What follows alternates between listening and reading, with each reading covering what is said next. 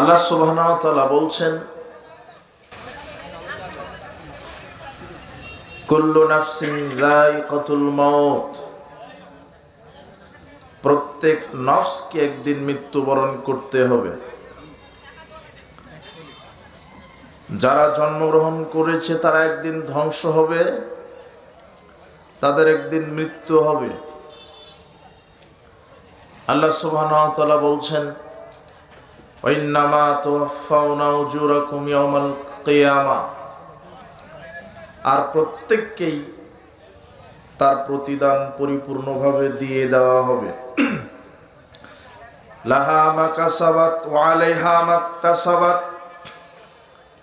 আল্লাহ সুবহানাহু ওয়া তাআলা বলছেন, দুনিয়াতে যে যা উপার্জন করেছে তার প্রতিদান বিচার মাঠে অনুরূপ পাবে।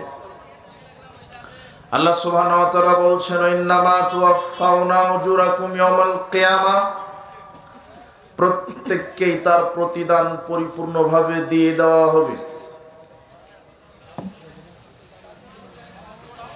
ফামান যুহযিহা আনিন নার ওয়া উদখিলাল জান্নাহ।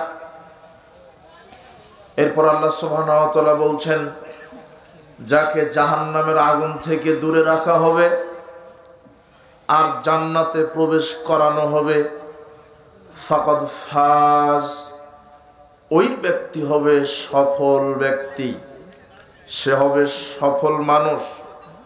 ওয়ামাল হায়াতুদ দুনিয়া ইল্লা মাতাউল গুরুর। আল্লাহ সুবহানাহু ওয়া তাআলা বলছেন, দুনিয়ার জীবন ধোঁকার সামগ্রী, ভোগের সামগ্রী। দুনিয়ার জীবন খেলতামাশার জীবন, দুনিয়ার জীবন ধোঁকার সামগ্রী। যেই দুনিয়াকে মানুষ উপভোগ করার জন্য হালাল হারাম বিবেচনা করছে না, যেই দুনিয়া নিয়ে মানুষ ব্যস্ততা দেখায়, অথচ আল্লাহ সুবহানাহু ওয়া তাআলা বলছেন, দুনিয়ার জীবন হলো ধোঁকার সামগ্রী। অন্যত্র আল্লাহ সুবহানাহু ওয়া তাআলা বলছেন, বাল তুসিরুনাল হায়াতাদ দুনিয়া ওয়াল আখিরাতু খায়রু ওয়া আবকা।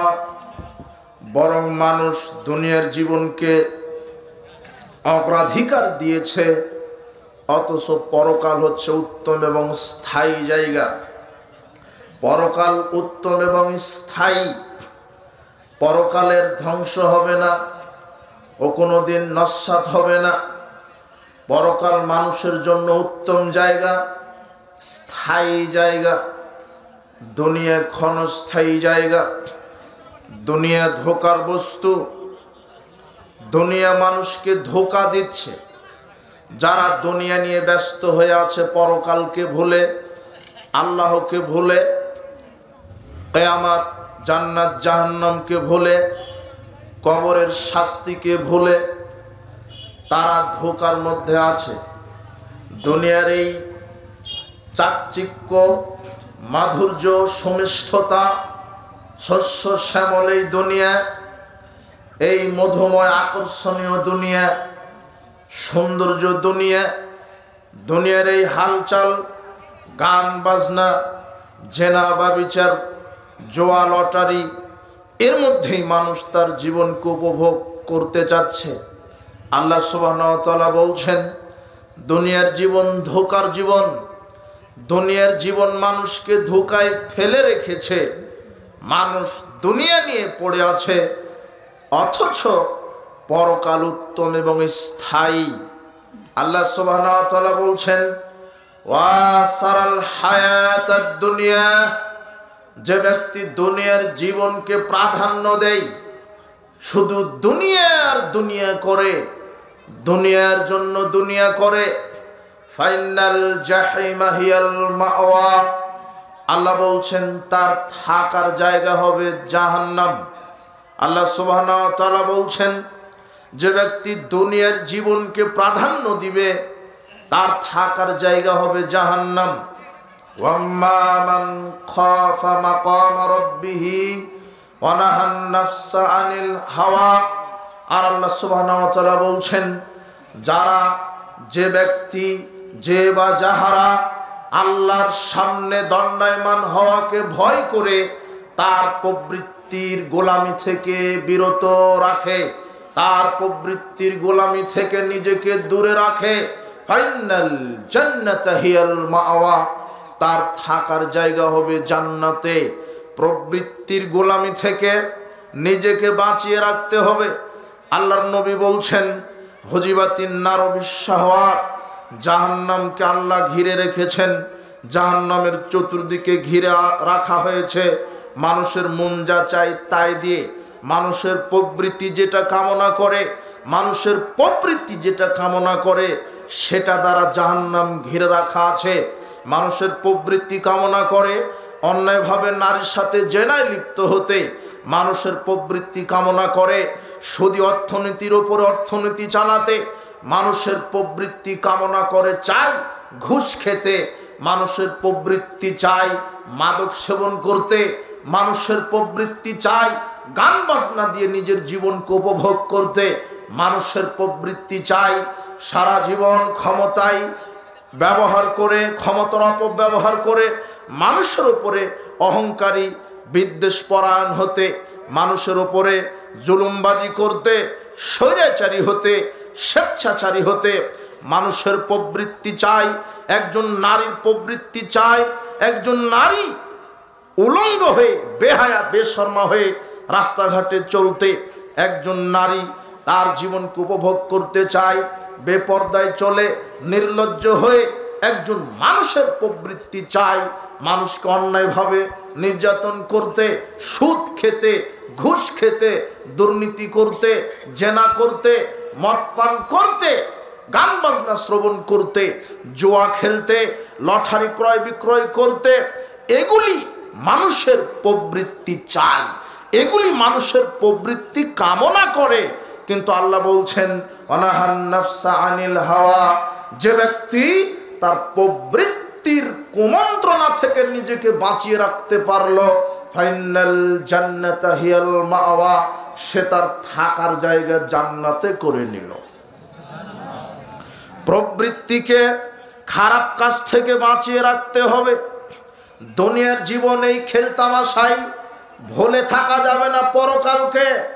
পরকাল উত্তম, পরকাল চিরস্থায়ী। সবচাইতে বোকা মানুষ তারা, সবচাইতে গাধা ইতর শ্রেণীর মানুষ তারা, সবচাইতে নিকৃষ্ট নিম্ন শ্রেণীর মানুষ তারা, সবচাইতে বোকা সবচাইতে গাধা তারা, যারা মাত্র দুনিয়াবি স্বার্থ থেকে 70 বছর জীবনকে প্রাধান্য দিতে গিয়ে অসীম পরকালকে ভুলে আছে। এর চাইতে বোকা মানুষ আকাশের জমিনে, আকাশের নিচে জমিনের উপরে আর নাই। সবচাইতে বোকা মানুষ যে এই যে 60 বছর প্রাধান্য দিতে গিয়ে পরকালকে ভুলে আছে, পরকালকে বাতিল করে দিচ্ছে। এর চাইতে বোকা মানুষ নেই। অথচ পরকাল উত্তম, পরকাল উত্তম, চিরস্থায়ী। দুনিয়া নিকৃষ্ট, ক্ষণস্থায়ী। দুনিয়া সৃষ্টি হয়েছে, দুনিয়া ধ্বংস হবে। দুনিয়া যা কিছু আছে সব একদিন ধ্বংস হবে। দুনিয়ার যা কিছু আছে দেখছেন সব কিছু ধ্বংস হবে। পরকাল উত্তম, চিরস্থায়ী। পরকাল উত্তম, চিরস্থায়ী। রাসূল সাল্লাল্লাহু আলাইহি ওয়াসাল্লাম দুনিয়া এবং পরকালের তুলনা দিয়ে সাহাবীদেরকে বোঝালেন। রাসূল সাল্লাল্লাহু আলাইহি ওয়াসাল্লাম বললেন, শোনো সাহাবীগণ, মা দুনিয়া ফিল আখিরা ইল্লা মিসলা, পরকালের তুলনায় দুনিয়ার মূল্যটা এরকম। কেমন? মা ইয়াজাল ওয়াহাদিকুম ইসবাহু ফিল ইয়ামে ফালইয়ানজুর বিমা ইয়ারজিউ। একজন ব্যক্তি তার বিশাল সমুদ্রের ভিতরে তার নখটা ডুবিয়ে, নখ যখন আঙুলটা যখন উঠাই তখন আঙুলের মাথায় যতটুকুন পানি উঠে ওটার হলো দুনিয়া। ওই আঙুলের মাথায় যেই পানি ফোঁটা, ওই পানি ফোঁটা যেমন দুনিয়ার মূল্য তেমন। আর বিশাল সমুদ্রটাই হলো পরকাল, বিশাল সমুদ্রটাই হলো আখিরাত। আর আপনি এক চঞ্চু পানির ব্যস্ততায় আপনার ঈমান আমল নষ্ট করছেন। আপনার চাইতে বোকা কে হতে পারে? আল্লাহর নবী বলছেন, সাহাবীগণ, একজন ব্যক্তি যদি তার আঙুলটাকে সমুদ্রের ভিতরে ডুবিয়ে আঙুলটা উঠিয়ে লক্ষ্য করে যে তার আঙুলের মাথায় কতটুকুন পানি, পানিটা হলো দুনিয়া, আর অসীম সাগরের পানি হলো পরকাল। আপনি পরকালকে ভুলে আছেন। জাবের রাদিয়াল্লাহু আনহু বলছেন, আন্না রাসূলুল্লাহ সাল্লাল্লাহু আলাইহি ওয়াসাল্লাম মাররা বিজাদিন আসাক্কা মাইয়াতিন। আল্লাহর নবী একদা রাস্তা দিয়ে যাওয়ার সময় একটা মরা ছাগলের নিকট দিয়ে যাচ্ছিলেন। ছাগলের নিকটে যাওয়ার সময়তে আল্লাহর নবী সাহাবীদেরকে বললেন, আইয়ুকুম ইউহিব্বু আন হাযালহু বিদিরহাম। সাহাবীগণ, এই মরা ছাগলকে তোমরা কে 1 টাকা দিয়ে কিনে নিবে? এই মরা ছাগলকে তোমরা কে 1 দিরহাম দিয়ে কিনে নিবে? তখন সাহাবীগণ বলছেন, মা নুহিব্বু আন্নাহু লানা বিশাই। না না না, আমরা কোনো কিছুর বিনিময়ে মরা ছাগলকে কিনে নেব না, আমরা কোনো কিছুর বিনিময়ে মরা ছাগলকে কিনে নেব না। তখন আল্লাহর নবী বলছেন, ফাওয়াল্লাহি, আল্লাহর কসম করে বলছি, লা দুনিয়া আহওয়ানু আলাল্লাহি মিন হাযা আলাইকুম। শোনো সাহাবীগণ, তোমাদের কাছে এই ছাগলের মূল্য যেমন, তোমাদের কাছে এই মরা ছাগলের মূল্য যেমন, আল্লাহর কাছে এই দুনিয়ার মূল্য এর চাইতে নিম্ন। আল্লাহর কাছে দুনিয়ার মূল্যই নাই, আল্লাহর কাছে দুনিয়ার মূল্যই নাই। যেমন তোমাদের কাছে ছাগলের মূল্য, মরা ছাগলের মূল্য, ঠিক এর চাইতে নিকৃষ্ট আল্লাহর কাছে দুনিয়া। আপনি দুনিয়া নিয়ে ব্যস্ততা দেখাচ্ছেন, দুনিয়া নিয়ে পড়ে আছেন। যারা দুনিয়ার মোহে কাটাচ্ছে, যারা দুনিয়া নিয়ে ব্যস্ত আছে, যারা পরকালকে ভুলে, এরা ঈমান আমলে ক্ষতিগ্রস্ত, এরা ঈমান আমলে ক্ষতিগ্রস্ত। আল্লাহর নবী বলছেন, আব্দুল্লাহ ইবনে আব্বাস রাদিয়াল্লাহু আনহু বলছেন, রাসূল সাল্লাল্লাহু আলাইহি ওয়াসাল্লাম বলেছেন, লাউ কানাতিদ দুনিয়া ইনদাল্লাহি জানাহা বাউদাতিন। আল্লাহর নিকটে যদি দুনিয়ার মূল্যটা একটা মাছির দানা সমান হতো, আল্লাহর কাছে যদি দুনিয়ার মূল্যটা একটা মাছির দানাস তুল্য হতো, মাসাকা কাফিরান মিনাস সুরবাতান, তাহলে কোনো কাফের মুশরিককে আল্লাহ 1 ঢোক পানি গিলতে দিতেন না। তার মানে দুনিয়ার মূল্যটা আল্লাহর কাছে একটা মাছির দানা তুল্যও না, দুনিয়ার মূল্যটা আল্লাহর কাছে একটা মাছির দানা তুল্যও না। আপনি এই দুনিয়া নিয়ে ব্যস্ত আছেন, সবাই, নারী পুরুষ যুবক যুবতী ছেলে মেয়ে সবাই দুনিয়া নিয়ে ব্যস্ত আছে, দুনিয়াকে প্রাধান্য দিচ্ছে। অথচ দুনিয়া হলো ধোকার বস্তু। আল্লাহ বলছেন দুনিয়া ধোকা দিচ্ছে, আপনি বুঝতে পারছেন না। আলী রাদিয়াল্লাহু আনহু বলছেন, আর তাহালাতি দুনিয়া মুদবিরাতান। শোনো, দুনিয়া মানুষকে পৃষ্ঠ প্রদর্শন করে ধেয়ে চলে যাচ্ছে, ওয়াল আখিরাতু মুকবিলাতান, আর পরকাল সামনের দিকে ধেয়ে আসছে। ওয়ালিকুল্লি ওয়াহিদাতিন মিনহুমা বানুন, দুনিয়ার সন্তানাদি আছে, পরকালের সন্তানাদি আছে। ফায়াকুনু মিন আবনাইল আখিরা, তিনি বলছেন তোমরা আখিরাতের সন্তানাদি হও। ওয়ালা তাকুনু মিন আবনাইদ দুনিয়া, দুনিয়ার সন্তানাদি হও না। ফাইনাল ইয়াউমাল আমালুল হিসাব, দুনিয়াতে মানুষ কর্ম করে, এখানে আল্লাহ হিসাব নেন না, হিসাব দেন না। ওয়াগাদান হিসাবুল আমাল, আর বিচার মাঠে আল্লাহ শুধু হিসাব নেবেন, জবাব নেবেন, হিসাব নেবেন। সেদিন কর্ম করার সুযোগ দিবে না। সেদিন কত মানুষ আফসোস করবে, আল্লাহ আমাদেরকে আর একটা বার দুনিয়াতে পাঠিয়ে দেন। এইবারে যদি দুনিয়ায় যেতে পারি তাহলে আর খেল তামাশা নিয়ে ব্যস্ত থাকবো না, গান বাজনা নিয়ে, জুয়া লটারি নিয়ে, সুদ ঘুষ নিয়ে, নারীবাজি নিয়ে, এগুলি নিয়ে ক্ষমতার অপব্যবহার করে দুনিয়া নিয়ে, ক্ষমতা নিয়ে, টাকা নিয়ে, সম্পদ নিয়ে ব্যস্ত থাকবো না। এইবারে যদি দুনিয়ায় যেতে পারি, পরকাল নিয়ে ব্যস্ত থাকবো। তখন আল্লাহ বলবেন, আওয়ালাম নুআম্মিরুকুম, আমি তো তোমাদের হায়াত দিয়েছিলাম, আমি তো তোমাদেরকে হায়াত দিয়েছিলাম। হায়াত থাকতে তুমি দুনিয়াতে আমার আমল করনি, পরকালকে মূল্যায়ন করনি, আর দুনিয়াতে যাওয়ার সুযোগ নেই। আল্লাহ সুবহানাহু ওয়া তাআলা এইভাবে বলবেন, বক্তব্যটা এইভাবে হবে। তো আলী রাদিয়াল্লাহু আনহু বলছেন যে দুনিয়া হলো কর্মের জায়গা, এখানে হিসাব চলবে না, আর আগামীকাল হিসাবের জায়গা, সেখানে দুনিয়ায় চলবে না। দুনিয়ার প্রতিযোগিতা আমাদেরকে ধ্বংস করছে, দুনিয়ার প্রতিযোগিতা আমাদেরকে ধ্বংস করছে। একটু মনোযোগী হন। আমর বিন আওফ রাদিয়াল্লাহু আনহু বলছেন, রাসূল সাল্লাল্লাহু আলাইহি সাল্লাম বললেন, ফাওয়াল্লাহি, আল্লাহর কসম, লাল ফাকরু আখশা আলাইকুম, তোমরা যে ফকির হয়ে যাবে এই ভয় আমি করছি না। আল্লাহর কসম, তোমরা যে ফকির হয়ে যাবে এই ভয় আমি করছি না। ওয়ালাকিন আখশা আলাইকুম আন তুফসাতা আলাইকুমুদ দুনিয়া, আমি এই ভয় করছি যে তোমরা দুনিয়ামুখী হবে, দুনিয়ার সৌন্দর্য তোমাদের উপরে তুলে ধরা হবে। কামা বুসিতাত আলামান কানা কাবলাকুম, যেমন পূর্ববর্তী উম্মতের উপরে দুনিয়ার চাকচিক্য তুলে ধরা হয়েছিল। ফাতানা ফাসুহা, দুনিয়া নিয়ে তারা প্রতিযোগিতা করেছে। কামা তানা ফাসুহা, তোমরা ফাতানা ফাসুহা, তোমরা দুনিয়া নিয়ে প্রতিযোগিতা করবে যেমন তারা প্রতিযোগিতা করেছিল। অতহলিকাকুম, তোমরা ধ্বংস হবে। কামা আহলাকাতুহুম, যেমন তারা ধ্বংস হয়েছিল।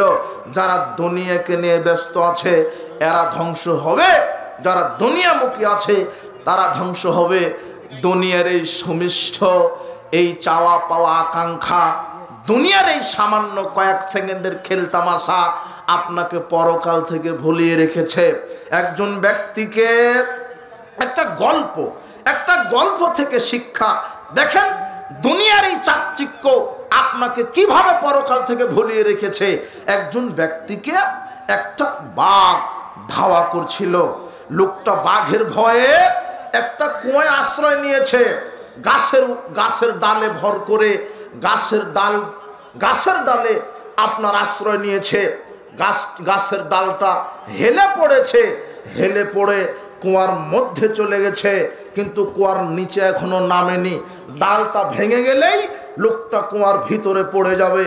লোকটা তখন লক্ষ্য করে দেখছেন, আমি কুয়ার মাঝখানে গাছের ডালে ঝুলন্ত অবস্থায় আছি, আর কুয়ার উপরে আছে বাঘ, আর ডালের নিকটে একটা সাদা ইঁদুরটা ডালটা দাঁত দিয়ে টুকরো টুকরো করে ডালটাকে কেটে ফেলছে। আর কুয়ার নিচে আছে বিশাল বড় বড় সাপ। লোকটা চিন্তা করছে, আমি যদি এই ডাল থেকে কুয়ার উপরে উঠি তাহলে বাঘ আমাকে খেয়ে নেবে, আর আমি যদি এইভাবে ঝুলন্ত থাকি তো ওই যে ইঁদুরটা ডালটা কুটকুট করে কেটে কেটে এমন একটা সময় আসবে ডাল ভেঙে যাবে, তখন আমি কুয়াতে পড়ে যাব, আর পড়লেই তো আমি সাপের মুখে চলে যাব। নিচেও বিপদ, উপরেও বিপদ। তিনি একটা ডালে ঝুলে আছেন। এই গল্পের মাধ্যমে লেখক বোঝাতে চাচ্ছেন যে এই যে বাঘটা, এটা হলো মৃত্যু আপনাকে খুঁজতেছে, ধাওয়া করতেছে। এই যে বাঘ আপনাকে ধাওয়া করেছে, এটা আপনার মৃত্যু, যখন ধরবে তখন চলে যেতে হবে। আর ওই যে ডালটা ইঁদুর কুটকুট করে কাটছে, ওটা হলো আপনার দিন। যত দিন চলে যাচ্ছে তত মৃত্যুর দিকে চলে যাচ্ছেন। যত দিন চলে যাচ্ছে অর্থাৎ যতটুকুন কাটছে তত হায়াত আপনার গলে যাচ্ছে। আর ওই যে নিচে যখন আপনি পড়ে যাবেন ওটা হলো জাহান্নাম, গেলেই সাপ আপনাকে দংশন করবে। আপনি এইভাবে ঝুলছিলেন, আপনি চিন্তা করছেন কুয়ার উপরে উঠলে বাঘ খেয়ে নেবে, আর নিচে নামলে সাপ আমাকে খেয়ে নেবে, আর ওই যে ইঁদুরটা আমার হায়াতকে কেটে দিচ্ছে।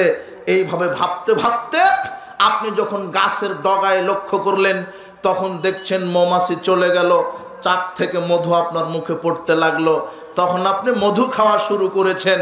মধু খেতে খেতে, এত সুন্দর মধু খেতে খেতে বাঘের কথা ভুলে গেছেন, ইঁদুরের কথা ভুলে গেছেন, নিচে যে জাহান্নাম সেটাও ভুলে গেছেন। ঠিক আপনার ঘটনা ওরকম হয়েছে।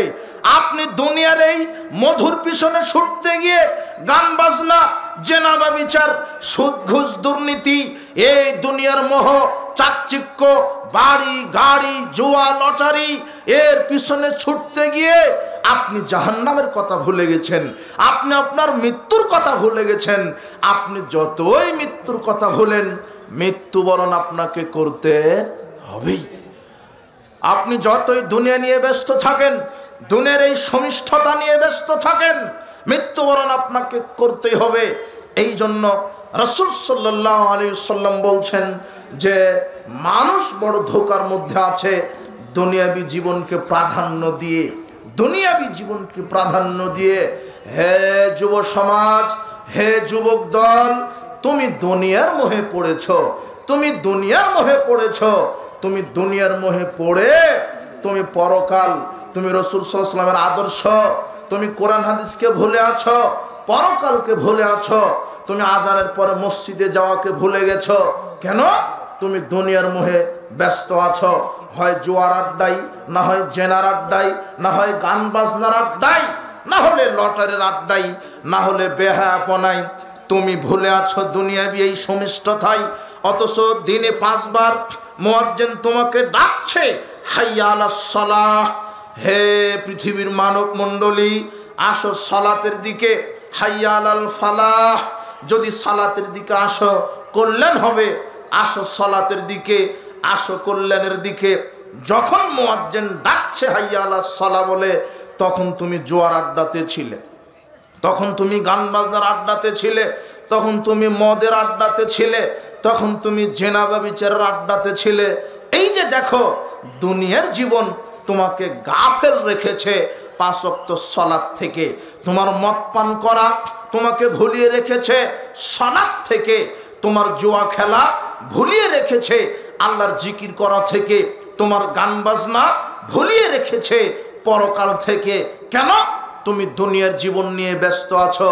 অথচ আজকে যুবক আছো, 2 দিন পরে চামড়া ঘুষ পড়ে যাবে, চুল পেকে যাবে, মৃত্যু চলে আসবে, তখন তোমাকে যেতে হবে পরকালে।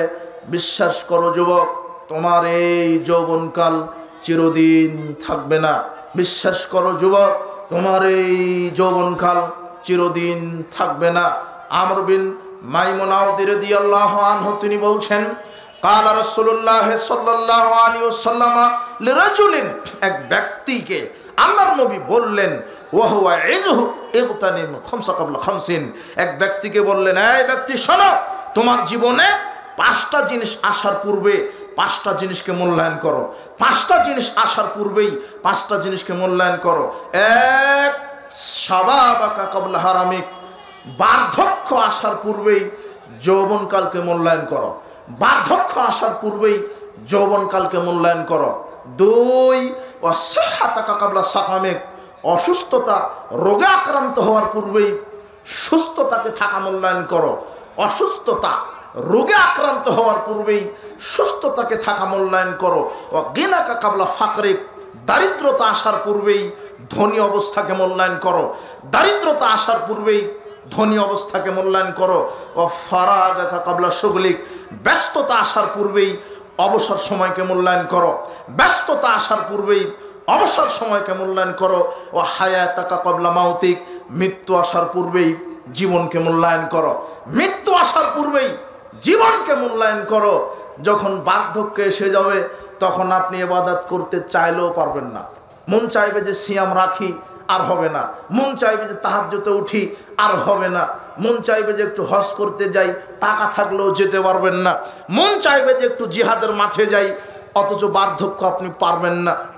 এই জন্য আল্লাহর নবী বলছেন যে বার্ধক্য আসার পূর্বেই তুমি যৌবনকালকে মূল্যায়ন করো, সুস্থতা থাকাকে মূল্যায়ন করো। অসুস্থতা আসার পূর্বেই যখন রোগ এসে যাবে তখন আপনি মন চাইলেই নফল সিয়াম তাহাজ্জুদ পড়তে পারবেন না। আপনি এখন সুস্থ আছেন, সুস্থতাকে মূল্যায়ন করেন। এখন যদি আপনি সুস্থ থাকা অবস্থায়, যৌবনকাল থাকা অবস্থায় যদি বেশি বেশি ইবাদতে রাত কাটাতে পারেন, তখন আল্লাহ বলবে ফেরেশতাকে, এই ফেরেশতা, এই লোকটা এখন বৃদ্ধ হয়ে গেছে, রাত্রে আর উঠতে পারে না, এই লোকটা নফল সিয়াম রাখতে পারে না, বুড়া হয়ে গেছে, বুড়ি হয়ে গেছে। তাই বলে তোমরা নেকি লিখা বাদ দিবে কেন? ও যুবক থাকলে তো করতো, কিন্তু এখন অসুস্থ, এখন বৃদ্ধ হয়ে গেছে। যেহেতু যৌবনকালে সুস্থ অবস্থায় নফল সিয়াম তাহাজ্জুদ পড়তো, এখন বয়সের কারণে পারে না, কাজেই কি হয়েছে তাতে? তুমিও মরা পর্যন্ত তাহাজ্জুদের নেকি লিখতেই থাকো, লিখতেই থাকো। ও পারে না, কি হয়েছে? ও তো যৌবনকালে তাহাজ্জুদ পড়তো, এখন পারে না, মৃত্যুর সময় এসে গেছে, বুড়া হয়ে গেছে, শুলে আর উঠতে পারে না, উঠলে আর শুতে পারে না, পেশাব পায়খানা ঠিক মতো ধরে রাখতে পারে না, ওজন নষ্ট হয়ে যায়, এখন ইবাদত ঠিক মতো করতে পারছে না, এখন বেশি বেশি নফল দান সাদাকা করতে পারছে না, এখন বেশি বেশি নফল সিয়াম তাসবিহ তাহলিল জিকির করতে পারছে না, বুড়া হয়ে গেছে, এখন মুখ দিয়ে ভালোভাবে বলতে পারে না, কিন্তু সুস্থ থাকা অবস্থায় তো আমার জিকির করতো। কাজেই সুস্থ থাকা অবস্থায় জিকির করতো, ওই অবস্থায় যেইভাবে নেকি লিখেছো এখনো তুমি নেকি লিখতেই থাকো তোমরা। এই জন্য যৌবনকালকে মূল্যায়ন করতে হবে, সুস্থ থাকাকে মূল্যায়ন করতে হবে, তাহলে আপনি বৃদ্ধ বয়সটা বোনাস হিসেবে পাবেন। শুধু সরকার আপনাকে রিটায়ার্ড হলেই বেতন দিবে না, আল্লাহ ব্যবস্থা করেছেন। যৌবনকালে আপনি চাকরি করেছেন আল্লাহর, মানে সালাত সিয়াম হজ যাকাত করেছেন, ফরজ তো করেছেন, নফল করতেন, এখন বুড়া হয়ে গেছেন, নফল করতে পারেন না, নফল থেকে রিটায়ার্ড হয়েছেন। আল্লাহ বলবেন না, নফল থেকে রিটায়ার্ড হয়েছে তো কি হয়েছে, নফলের বেতন তোমরা দিতেই থাকো, নেকি তোমরা দিতেই থাকো, নেকি লেখা কম করো না। তো ওটা তো আপনি পাবেন কখন, যখন যৌবনকালকে আপনি মূল্যায়ন করবেন, সুস্থ থাকাকে মূল্যায়ন করবেন। এরপরে বলছে তুমি ধনী থাকাকে মূল্যায়ন করো। এখন তুমি লক্ষ কোটি কোটি টাকার মালিক, তুমি কবে না ফকির হয়ে যেতে পারো।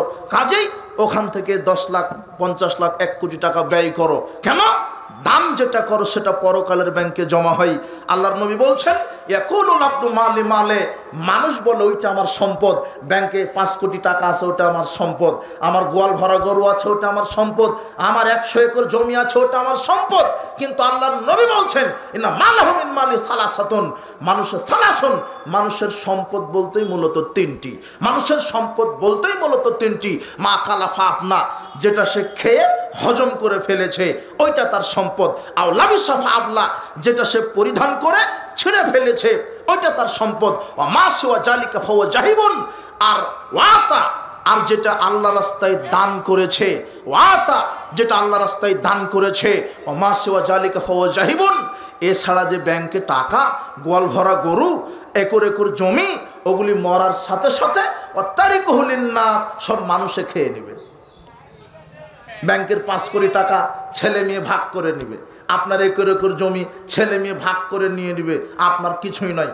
আমার এই পোশাকটা যদি এখন আমি মারা যাই, তাহলে এই পোশাকটা আমার ছেলে গায়ে দিবে অথবা আমার বাপ গায়ে দিবে, এটা এখনো আমার হয়নি। যখন আমি এটা পরিধান করে করে ছিঁড়ে ফেলে দিব, সেই দিন আমার পোশাক হয়েছে।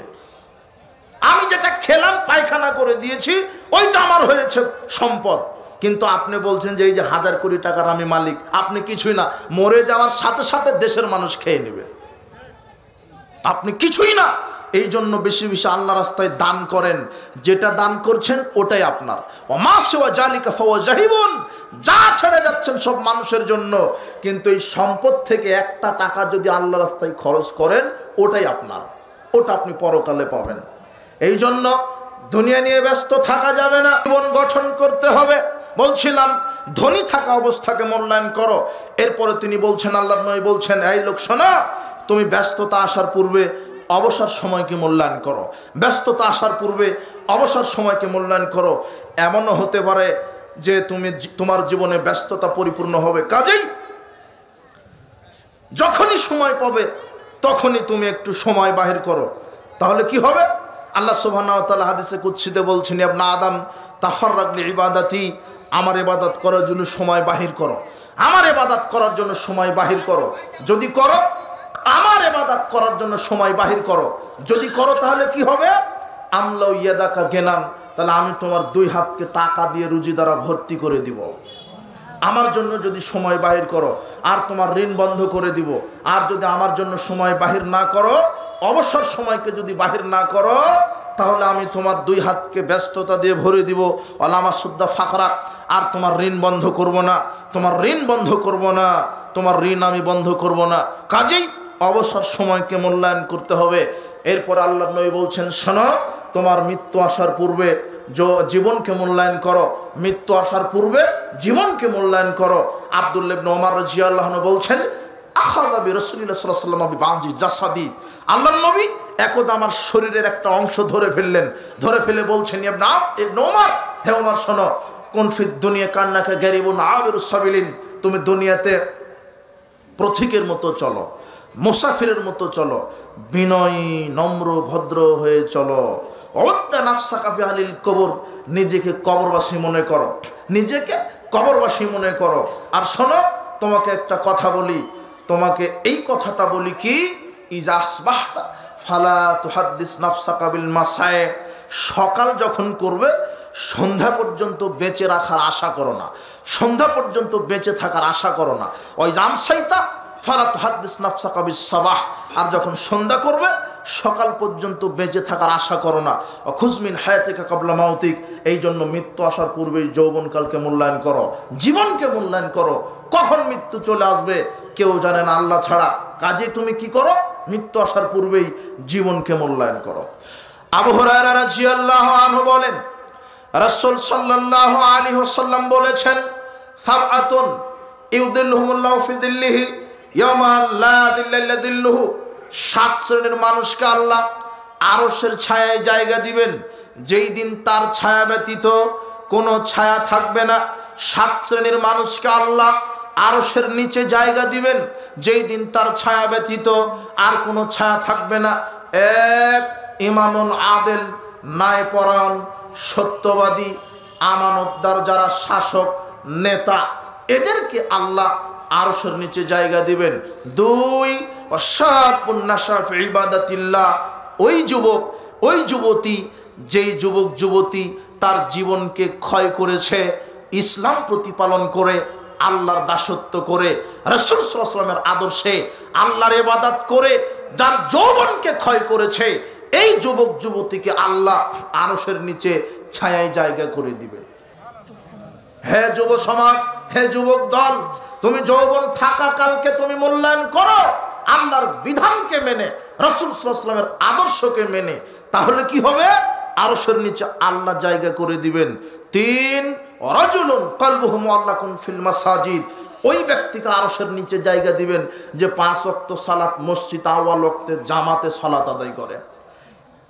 ইদা খারাজা মিনহা তায়ুদাইলাহে, যখনই জোহর পরে বের হয় আমার অন্তরটা ছটফট করে, কখন আসর হবে, আমি আবার মসজিদে কখন যাব। এই যে মসজিদের সাথে যার অন্তরটা ঝুলে আছে, আর আপনার অন্তরটা ঝুলে থাকে বাজারের সাথে, কখন গিয়ে বন্ধুদের সাথে আড্ডা দিব, আপনি মুনাফিক, আপনি মুনাফিক। আপনার অন্তরটা লটকে থাকবে কার সাথে, মসজিদের সাথে। যদি অন্তরটা মসজিদের সাথে ঝুলে থাকে তাহলে আল্লাহ আপনাকে আরশের নিচে জায়গা করে দিবেন। 4, রাজুলুন খালিয়ান ফাফাজাত আইনাহু, ওই ব্যক্তি, যেই ব্যক্তি আল্লাহর ভয়ে কান্নাকাটি করে, 2 চোখ থেকে পানি ঝরিয়ে মাটিতে ফেলে দেয়। আল্লাহর ভয়ে যেই ব্যক্তিটা পাপের জন্য, পরকালের ভয়ে, কবরের শাস্তির ভয়ে, জাহান্নামের শাস্তির ভয়ে চোখ থেকে 1 ফোঁটা পানি ফেলে দেয়, এই ব্যক্তিকে আল্লাহ আরশের নিচে জায়গা করে দিবেন। আল্লাহর নবী বলছেন, যে ব্যক্তি আল্লাহর ভয়ে কাঁদে, যে ব্যক্তি আল্লাহর ভয়ে কাঁদে, কেঁদে চোখ থেকে 1 ফোঁটা পানি ফেলে দিবে, ওই চোখ কোনোদিন জাহান্নামের আগুন স্পর্শ করবে না, তার মানে জান্নাতে যাবেই। 5ম শ্রেণীর মানুষ কারা, রাজুলানে তাহাব্বান ফিল্লাহ ইসতামা আলাইহি ওয়া তাফাররাকা আলাইহি, ওই 2 ব্যক্তি যা আল্লাহর জন্য সম্পর্ক করে, আল্লাহর জন্য সম্পর্ক ত্যাগ করে। এই বাক্যটা আমি সামনে যুবকদেরকে বোঝাবো, তখন বুঝতে পারবেন। 6, রাজুলুন ইমরাতুন জাত হাসাবিন ওয়া জামালিন, দাত ইমরাতুন জাত হাসাবিন ওয়া জামালিন, ওই ব্যক্তি, যেই ব্যক্তিকে সুন্দরী, বংশীয়, লাবণ্যময়, সুন্দরী মহিলা জেনার প্রস্তাব দিল, জেনার প্রস্তাব পাওয়ার সাথে সাথে যদি ওই যুবক বলতে পারে, ইন্নী আখাফুল্লাহ, আমি আল্লাহকে ভয় করি, তুমি পচা, জান্নাতে আমার জন্য আল্লাহ নারীর ব্যবস্থা করেছেন, যত চাইবো তত, যাদেরকে দেখতে ডিমের মতো মনে হবে, তোমাকে ভোগ করে জান্নাতের নারী আমি হারাতে রাজি নই, এইভাবে যে ব্যক্তি বলতে পারবে, ওই যুবককে আল্লাহ আরশের নিচে জায়গা করে দিবেন। তুমি দুনিয়ার এই ল্যাংটা নারীকে দেখে পাগল হচ্ছ কেন যুবক? একটু তোমার সামনে একটু আমি কথা বলবো, তবে হাদিসটা এবারও শেষ করি। 7 শ্রেণীর মানুষ, তার শেষ, রাজুলুন তাসাদ্দাকা বিসাদাকাতিন ফাকফাহা, ওই ব্যক্তি যে গোপনে দান করে, এমন গোপন, হাত্তালা তামালা তালামা শিমালুহু মা তুনফিকু ইয়ামিনুহু, এমন গোপনে দান করলো, ডান হাত দান করলে বাম হাত জানে না, মানে গোপন দান। গোপন দান, যারা গোপনে দান করবে তাদেরকে আরশের নিচে জায়গা করে দিবেন। গোপন দান মানে গোপন দান, কাউকে না বলে আল্লাহর জন্য দান। সাদাকাতুস সিররে তুতফিউ গাযাবার রাব। কেউ যদি গোপনে দান করতে পারে তাহলে আল্লাহ তার উপরে এত রাগান্বিত ছিল যে জাহান্নামে দিত, কিন্তু লোকটা গোপনে দান করার সাথে সাথে আল্লাহর রাগ মিটে গেছে, আর জাহান্নামে দিবে না। গোপন দানের কত ক্ষমতা! আল্লাহ বলছেন গোপনে দান করো, তাহলে আমার রাগ মিটে যাবে। আর আল্লাহর নবী বলছেন যে কেউ যদি গোপনে দান করতে পারে তাহলে আল্লাহ তাকে 70 গুণ বেশি নেকি দিবেন। হ্যাঁ যুব সমাজ, যুবক দল, যৌবন কালকে মূল্যায়ন করো। হ্যাঁ যুবতী মেয়ে, তোমাকে বলছি তুমি যুবতী, যৌবন কালকে মূল্যায়ন করো। আব্দুল্লাহ ইবনে আব্বাস, আব্দুল্লাহ ইবনে মাসউদ রাদিয়াল্লাহু আনহু বলছেন, রাসূল সাল্লাল্লাহু আলাইহি ওয়াসাল্লাম বলেছেন, লা তাযালু কাদাম ইবনে আদম ইয়াউমাল কিয়ামা হাত্তা ইউসালান খামসিন। আল্লাহর নবী বলছেন আদম সন্তানকে 5টা জিজ্ঞাসা না করা পর্যন্ত আদম সন্তানের কদম আল্লাহ নাড়াতে দিবেন না। আদম সন্তানকে 5টা প্রশ্নের উত্তর, 5টা জিজ্ঞাসা না করা পর্যন্ত আদম সন্তানের কদম নাড়াতে দিবে না। তার এক আন উমরিহি ফিমা আফনাহু। আল্লাহর কাছে মানুষকে তার সারা জীবন বুঝাতে হবে। আল্লাহর কাছে মানুষকে তার সারা জীবন বুঝাতে হবে। 2 অংশাবাবিহি ফিমাবলাহু। যৌবনকাল বুঝাতে হবে কিভাবে ব্যয় করেছেন, যৌবনকাল বুঝাতে হবে কিভাবে যৌবনকালকে কাটিয়েছেন। জোয়া খেলে, ঘুষ খেয়ে, সুদ খেয়ে, গান বাজনা শ্রবণ করে, জেনা ব্যভিচার করে, মানুষকে অন্যায়ভাবে পিটিয়ে, দাঙ্গাবাজি করে, হাঙ্গাবাজি করে, জুলুম করে, স্বৈরাচারী হয়ে, স্বেচ্ছাচারী হয়ে, টেন্ডারবাজি করে, সন্ত্রাসী হয়ে কিভাবে যৌবনকালকে কাটিয়েছেন। নাকি আল্লাহর ইবাদত করে, ঠিকমতো সালাত আদায় করে, সিয়াম পালন করে, হজ সময়ে হজ করে, জাকাতের সময়ে জাকাত দিয়ে কিভাবে যৌবনকালকে মূল্যায়ন করেছেন, এটা আল্লাহ বিচার মাঠে হিসাব নেবেন। 3 আন মালিহি। আপনার সম্পদের হিসাব নেবেন আল্লাহ। ফিমা আইন আকতাসাবাহু। কিভাবে আপনি উপার্জন করেছেন, আপনার লক্ষ কোটি কোটি টাকা কিভাবে উপার্জন করেছেন। মানুষের সম্পদ চুরি করে, মানুষের সম্পদ দুর্নীতি করে, আত্মসাৎ করে, সুদ খেয়ে, ঘুষ খেয়ে, নাকি হালাল উপার্জনে টাকা ইনকাম করেছেন। ইনকামের হিসাব আল্লাহ নেবেন, কিভাবে হিসাব করেছেন। অফিমাং ফাকাহু। এরপর আল্লাহ হিসাব নেবেন ব্যয় কিভাবে করেছ। আয় বুঝাতে হবে আল্লাহকে, ব্যয় বুঝাতে হবে আল্লাহকে। টাকা আছেই বলে মদ খেয়ে, গান বাজনা শ্রবণ করে, শিরক বেদাতের অনুষ্ঠান করে ফুরিয়ে দিবেন, এই টাকা খরচের হিসাব আল্লাহকে দিতে হবে। টাকা থাকলেই খরচ করা যাবে না, অপচয় অপব্যয় করা যাবে না। এমন যেখানে শিরকের আস্থানা হয়, যেখানে বেদাতি আস্থানা হয়, এগুলোতে দান করা যাবে না। আল্লাহ শেখাচ্ছেন তোমরা দান করবে, পিতামাতা থেকে দান করো, পিতামাতা থেকে শুরু করো, নিকট আত্মীয়, দূর আত্মীয়, নিকট প্রতিবেশী, দূর প্রতিবেশী, ফকির মিসকিন অসহায়, এদেরকে দাও। অথচ আমাদের দেশের কিছু ছাগল মার্কা মুসল্লি আছে দান করে মরা পীরের দরগায়। অথচ মরা পীরকে দান করলেন কেন? তো মরা ব্যক্তি। কবরের উপরে লাল গিলাপ জড়িয়ে দিলেন কেন? 500 টাকা মাজারে দিলেন কেন? 500 টাকা তো একজন বিধবাকে দিতে পারতেন। টাকা জীবিত মানুষের বেশি দরকার, মরা মানুষকে দিলেন কেন? আর যে পীরের নামে দিলেন ও তো 100 বছর পূর্বে মারা গেছে। মাজারে টাকা দিলেন মানে, মাজারে টাকা দিলেন মানে শয়তানদেরকে গাঁজা খাওয়ার ব্যবস্থা করে দিলেন। আপনি দিলেন কাকে? টাকা খেলো কে? গরু মানত করলেন কার নামে? খেলো কে? এই জন্য এরা হলো যারা কবর পূজা, মাজার পূজা, পীর পূজা করে, এরা হলো অরিজিনাল বলদেরা। এদের না আছে জ্ঞান বুদ্ধি। টাকা থাকলেই মানত করা যাবে না, টাকা থাকলেই বেদাতি মসজিদ মাদ্রাসায় দেওয়া যাবে না।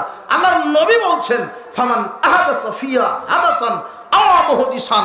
যে ব্যক্তি বেদাত করলো, অথবা বেদাতিকে আশ্রয় দিল, সহযোগিতা করলো, ফালাইহি লানাতুল্লাহ ওয়াল মালাইকাতি ওয়ান নাস আজমাইন, তার উপরে আল্লাহর লানত, ফেরেশতা কুলের লানত, মানব মুন্ডরের লানত, লাকবাল মিন সারফুল আদল, তার ফরজ নফল ইবাদত কবুল হবে না। বেদাতি মসজিদে যদি আপনি দান করেন তাহলে আপনার উপরে আল্লাহর লানত, আপনার ফরজ নফল ইবাদত কবুল হবে না। শিরকের আস্তানায় যদি দান করেন তাহলে আপনার ঈমানই বাতিল, আমল কবুল তো বহুদূরের কথা। এই জন্য যেই মাদ্রাসা, যেই মসজিদগুলিতে বেদাত চাষ হয়, এই মসজিদ মাদ্রাসায় টাকা দেওয়া হারাম। এই মসজিদগুলিতে আপনি টাকা দিতে পারবেন না যেখানে বিদাত হয়। যেই মসজিদগুলিতে রাসূল সাল্লাল্লাহু আলাইহি ওয়াসাল্লামকে অপমান করা হয়, যেই মসজিদগুলিতে রাসূল সাল্লাল্লাহু আলাইহি ওয়াসাল্লামের সুন্নাহকে নিয়ে ব্যঙ্গ করা হয়, যেই মসজিদে জোরে আমিন বলতে দেয় না, যেই মসজিদে পায়ের সাথে পা মিলাতে দেয় না, যেই মসজিদে রাফালে আদান করতে দেয় না, যেই মসজিদে সালাতের পর রাসূল সাল্লাল্লাহু আলাইহি ওয়াসাল্লামকে অপমান করে, এরকম মসজিদ মাদ্রাসায় টাকা দান করা হারাম। বেদাতি মসজিদে টাকা দিবেন না, বেদাতি মসজিদে মাদ্রাসায় টাকা দিবেন না, দান করবেন না, সহযোগিতা করবেন না। আহলে হাদিস তারাই যারা ফাঁসির মঞ্চে ঝুলতে রাজি আছে, রাসূলের সুন্নাহকে কুরবানি দিতে রাজি নয়। আহলে হাদিস তো তারাই যারা ফাঁসির মঞ্চে ঝুলতে রাজি আছে, চুপে আমিন বলতে রাজি নয়। আহলে হাদিস তো তারাই যারা ফাঁসির মঞ্চে ঝুলবে তবু রাফালে দেন, পায়ের সাথে পা মিলানো বন্ধ করবে না। এটা আহলে হাদিসের বৈশিষ্ট্য। তাই বলে আবার মনে করেন না যে জোরে আমিন রাফালে দেন বলাই হলো আহলে হাদিসের বৈশিষ্ট্য। শুধু এটা নয়, জোরে আমিন বলবেন মসজিদে আর বেটিকে ল্যাংটা করে ঘুরাবেন, আপনি তো আহলে মুনাফিক। জোরে আমিন বলবেন, রাফালে দেন করবেন, আবার সুদের সাথে জড়িত থাকবেন, আপনি টাটকা মুনাফিক। জোরে আমিন বলবেন, রাফালে দেন করবেন, আবার জর্দা বিড়ি সিগারেট দুই পুরা খেয়ে নেবেন, আপনি তো টাটকা খান্নাস একটা। শুধু মনে করেন না যে জোরে আমিন রাফালে দেন করা আহলে হাদিসের বৈশিষ্ট্য। আহলে হাদিস মানে যে মৃত্যু পর্যন্ত কোরআন এবং সেই সুন্নাহকে মেনে চলে, কারো রায় মতবাদ প্রাধান্য দিবে না। একজন মানুষের নীতিতে যে ইবাদত করবে তার নাম মুহাম্মদ সাল্লাল্লাহু আলাইহি ওয়াসাল্লাম, এই ব্যক্তি হলো আহলে হাদিস। যে মসজিদে আল্লাহকে মানে, পরিবারে আল্লাহকে মানে, সমাজে আল্লাহকে মানে, রাজনীতিতে আল্লাহর বিধানকে মানে, এই হলো আহলে হাদিস। বলছিলাম যুব সমাজ, যুবক দল বিচার মাঠে 5টা বিষয় আল্লাহ জিজ্ঞাসা করবেন। কি জিজ্ঞাসা হলো, তোমার টাকা ইনকাম করেছো কিভাবে? যদি আপনি সুদ খান, ঘুষ খান, ধরা খেয়ে যাবেন। এরপর আল্লাহ বলবেন ব্যয় করেছো কোথায়? বেদাতীদের মসজিদ মাদ্রাসায়, খানকা কবরে, গান বাজনা করে, জুয়া খেলে, মদ পান করে কিভাবে টাকাটা ব্যয় করেছো সেটাও হিসাব নেবেন। এরপরে আল্লাহ নবী বলছেন ও মাজা আমেলা ফিমা আলিমা, জানা অনুপাতে কতটুকু আমল করেছেন। অনেক মানুষ খুব এলেম রাখে, জানে কিন্তু আমল করে না, এরা বিচারের মাঠে ধরা খেয়ে যাবে।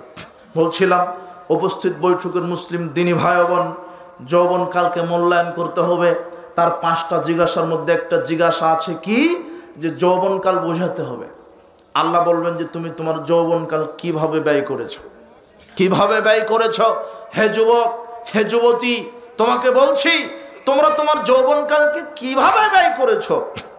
তোমার গান না শুনলে ঘুম আসে না, তোমার জোয়া না খেললে সময় কাটে না, তোমার মোবাইল আড্ডাবাজি না করলে দিন কাটে না, তোমার গান না শুনলে ঘুম আসে না, সময় কাটে না, তোমার মদ পান না করলে দিন কাটে না। তুমি এইভাবে জীবনকে উপভোগ করো না। দুনিয়ার জীবন তুচ্ছ নগণ্য, তোমাকে চলে যেতে হবে। তোমার চলাফেরা অ্যাটিটিউড একেবারে ইহুদি খ্রিস্টানের মতো। তুমি যে প্যান্ট পরে ঘুরো, দেখবেন এখন যুবকেরা যে প্যান্ট পরে ঘুরে, গরুর পোশাক ভালো, এই যুবকেরা যে প্যান্ট পরে দেখবেন যে 2 হাঁটুর ওখানে টেরা। অথচ আমাদের বাপ দাদাদের গরুকে যেই পোশাকটা দেয়, ওই টেরা থাকলে ওখানে সেলাই করে দেয় যে গরুকে যেন ঠান্ডা না লাগে। আর যুবক যে পোশাক পরেছে ও বলছে ওটাই নাকি কি মডেল পোশাক। আবার এমন স্টাইলে তুমি চুল কাটো, মনে হচ্ছে যে তুমি কি, তুমি কোন জঙ্গলের ভাল্লুক মনে হচ্ছে তুমি। এইদিকে এক মডেল, এইদিকে এক মডেল, এখানে ছোট এখানে খাটো, মধ্যে অনেক লম্বা, এখানে কালো এখানে সাদা এখানে নীল, কত রকমের ডিজাইন তোমার। তুমি কাফের মুশরিকদেরকে কেন ফলো করছো? তোমার মডেল হবে মুহাম্মদ সাল্লাল্লাহু আলাইহি ওয়াসাল্লাম, তোমার মডেল হবে সাহাবীগণ। তুমি তাদের আদর্শে নিজের জীবনকে বাস্তবায়ন করো। হে যুব সমাজ, বিচারের মাঠে আল্লাহ তোমার যৌবনকালের হিসাব নিবে। তুমি যৌবনকালকে মূল্যায়ন করো, তুমি যৌবনকালে আল্লাহকে ডাকো, তুমি যৌবনকালে আল্লাহকে মেনে চলো, আল্লাহর বিধানকে, রাসূল সাল্লাল্লাহু আলাইহি ওয়াসাল্লামের আদর্শকে। বলছিলাম উপস্থিত বৈঠকের মুসলিম দিনী ভাই বোন, বিশেষ করে যুব সমাজ, তোমাদেরকে বলছি, তোমাদের যে অধঃপতন চারিত্রিক, এর মৌলিক কারণ হচ্ছে এদের পরিবার থেকে শিক্ষার অভাবের কারণে আজকে যুব সমাজ ধ্বংসের দিকে চলে যাচ্ছে। পরিবারের থেকে এদের বেসিক জ্ঞান দেওয়া হচ্ছে না। একটা যুবক ধ্বংসের মূল কারণ হচ্ছে তার অভিভাবক পিতামাতা। একটা যুবতী নষ্ট হওয়ার মূল গোড়া হচ্ছে তার পরিবার, তার পরিবার। উপস্থিত বৈঠকের মুসলিম দিনী ভাই বোন, আপনাকে একটু মনোযোগী হওয়ার এইদিকে আহ্বান জানাচ্ছি। একটা যুবকের নৈতিক চরিত্র অবক্ষয় কেন হচ্ছে? তার পরিবার থেকে সুন্দর শিষ্টাচার দেওয়া হচ্ছে না, এই জন্য। তার পরিবারে শিষ্টাচার নাই, তাই হচ্ছে যুবকের ভিতরে শিষ্টাচার নাই। তার পিতামাতার শিষ্টাচার নাই, তাই তার মেয়ের শিষ্টাচারটা নাই। আল্লাহর নবী বলছেন, কুল্লু মাউলুদিন ইউলাদু আলাল ফিতরা, প্রত্যেকটা সন্তান, প্রত্যেকটা মানুষ জন্মগ্রহণ করে ইসলামের স্বভাব নিয়ে। ফাবাহু ইউহাব্বিদানিহি আও নাসরানিহি আও মাজসানিহি, পিতামাতা তাকে ইহুদি বানায়, পিতামাতা তাকে খ্রিস্টান বানায়, পিতামাতা তাকে অগ্নিপূজক বানায়। শোনেন, একজন সন্তান যখন জন্মগ্রহণ করে সে ইসলামের স্বভাব নিয়ে জন্মগ্রহণ করে, কিন্তু পিতামাতা তাকে পথভ্রষ্ট বানায়। কিভাবে? যেই পিতা নিজে সালাত আদায় করে না, সে তার ছেলেকে বলতে পারবে না, বেটা তুমি সালাত আদায় করো। বলেন তো কেন বলতে পারবে না? সে নিজেই করে না। তাহলে আপনার ছেলেকে বেনামাজি বানালেন কে? আপনি নিজে। বাপ যদি বেনামাজি হয়, ছেলে বেনামাজি হবে, এটাই ঠিক। যেই মহিলাটা, যেই মাটা নিজে পর্দা করে না, সে তার মেয়েকে বলতে পারবে না বেটি পর্দা করো। কেন? সে তো নিজেই পর্দা করে না। তার মানে মাকে, একজন মেয়েকে লুচ্চার রাস্তায় নিক্ষেপ করেছে তার নিজের জন্মদাতা মা। মা যদি সভ্য হতো, বেটি সভ্য হতো। বাপ যদি সালাত আদায় করতো, বেটাও সালাত আদায় করতো। বাপ যদি গাঁজাখোর হয়, বেটা গাঁজাখোর হবে। মা যদি বেশ্যা হয়, বেটি বেশ্যা হবে, কথাই ঠিক।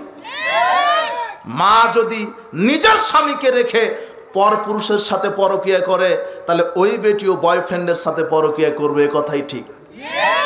সাবধান, আল্লাহর নবী বলছেন, পিতামাতা তাকে ইহুদি বানায়, পিতামাতা তাকে খ্রিস্টান বানায়। আপনি সচেতন হন। পিতামাতার অসচেতনতার কারণে ছেলে মেয়ে জেনার রাস্তায়, মদের রাস্তায়, গান বাজনার রাস্তায় চলে যাচ্ছে। আব্দুল্লাহ ইবনে ওমর রাদিয়াল্লাহু আনহু বলছেন, রাসূল সাল্লাল্লাহু আলাইহি ওয়াসাল্লাম বলেছেন, আলা কুল্লুকুম রাইন ওয়া কুল্লুকুম মাসউলুন আন রায়াতিহি, তোমরা প্রত্যেকেই দায়িত্বশীল, প্রত্যেককে তার দায়িত্ব সম্পর্কে জিজ্ঞাসা করা হবে। আল ইমামু আলান নাস রাইন, দেশের শাসক দেশের জনগণের উপরে দায়িত্বশীল। ওয়া মাসউলুন আন রায়াতিহি, দেশের শাসককে আল্লাহ বিচার মাঠে জিজ্ঞাসা করবেন, জবাব নেবেন। আর রাজুলু রাইন, পরিবারের যিনি কর্তা পুরুষ, সে পরিবারের উপরে দায়িত্বশীল, তাকে বিচার মাঠে তার দায়িত্ব সম্পর্কে জিজ্ঞাসা করবেন। ওয়াল মারাতু রায়াতুন আলা আহলি বাইতি ওয়া জাওজিহা ওয়া ওয়ালাদিহি, একজন নারী পরিবারের উপরে দায়িত্বশীল, তার স্বামীর উপরে, তার ছেলে মেয়ের উপরে। একজন নারী তার স্বামীর উপরে দায়িত্বশীল, তার পরিবারের সদস্যদের উপরে দায়িত্বশীল, ছেলে মেয়ের উপরে দায়িত্বশীল। নারী দায়িত্বশীল মানে তার স্বামী কোনো শরীয়ত বিরোধী কাজ করলে ওই নারীকেই ওটা সমাধা করে দিতে হবে। একজন স্ত্রী পরিবারের দায়িত্বশীল। মেয়ে অথবা ছেলে যদি কোনো খারাপ কাজ করে, ওটা একজন মাকেই শিক্ষা দিতে হবে। আল্লাহর নবী বলছেন, পুরুষও দায়িত্বশীল, একজন নারীও দায়িত্বশীল। প্রত্যেককে তার বিচার মাঠে দায়িত্ব সম্পর্কে জিজ্ঞাসা করবেন আল্লাহ। কাজেই যারা অভিভাবক তাদেরকে সচেতন হতে বলছি। আপনি আপনার ছেলে মেয়েকে কি শিক্ষা দিচ্ছেন?